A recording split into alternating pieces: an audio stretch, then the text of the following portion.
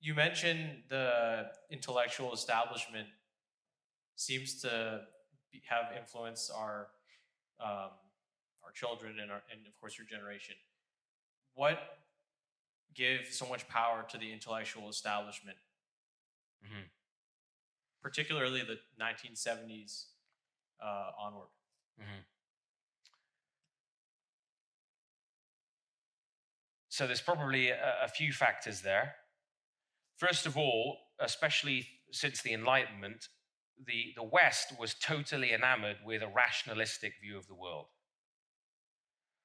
And a rationalistic view of the world is one that fundamentally takes the lead from a mathematical understanding of reality and says that we need to think through everything in terms of these fundamental laws of causation. We rationalize everything. And that sort of began to privilege in the West an intellectual class. There's actually a really good book written by a Catholic historian called Paul Johnson called Intellectuals. I recommend that to you as a read. It's called Intellectuals, in which he, as an intellectual, is warning people about intellectuals. And he picks a hatful of the most noted and influential intellectuals of the 20th century and looks at the state of their lives and the fact that they had no basis lecturing anyone and no right to lecture anybody, and the outcome of their ideas. So his conclusion is beware intellectuals. Uh, but we began to privilege an intellectual class, um, which was a mistake in and of itself, to privilege theoretical knowledge over ordinary everyday knowledge. Ordinary everyday knowledge is much more reliable than man's theoretical ideas. Our theoretical ideas are changing all of the time as new things come to light. So you had that kind of privileging going on. That would be the first thing. And then as university education, if you think about it, became more and more popular, less and less people were going into trades, vocations, apprenticeships, and so on and so forth. And the state wanted to keep people in full-time education longer and longer. So they wanted your kids in kindergarten right through till 4 years of university. That's the ideal, because then you can reprogram a generation. I mean, the Soviet Union had this down. They knew that the key was to take children for as long as possible, for as much as possible, away from their parents.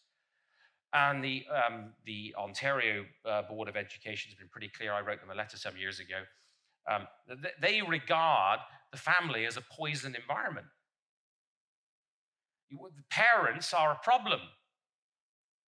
So you have to get children away from their parents with their bourgeois and heterosexual bias and their homophobia and everything else, and program them in a state institution. So more and more emphasis was placed on education, which meant more and more privileging of this intellectual class. And this, with the 60s that you mentioned there, I did mention in passing yesterday a very, very influential school of thought, the Frankfurt School, um, with Antonio Gramsci and Herbert Marcuse and Theodore Adorno and others. These were a group of European Marxist intellectuals that recognized the West could not be changed from the outside simply by an economic restructuring, but you had to you had to address the cultural institutions that gave shape and form to Western Christian culture, and you had to attack them from the inside. You had to ideologically subvert them.